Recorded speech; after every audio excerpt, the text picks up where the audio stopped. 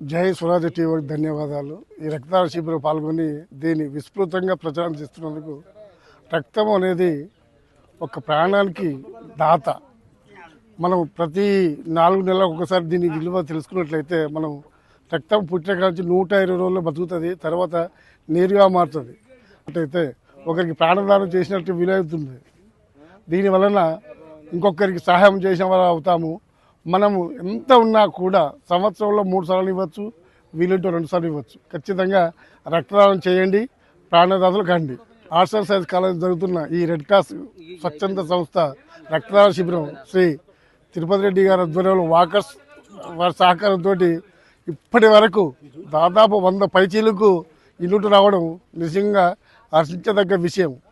ఈ రక్తదానం అనేది కూడా జనాలలో చెయ్యాలి అనే ఆలోచన రావడం చాలా సంతోషకరమైన విషయం.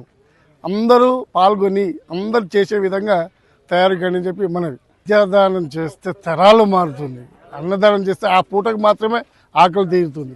అదే రక్తదానం చేస్తే ఒక ప్రాణం నిలబడుతుంది. అదే విధంగా అందరూ రావాలని జై స్వరాజ్ టీవీకి ధన్యవాదాలు.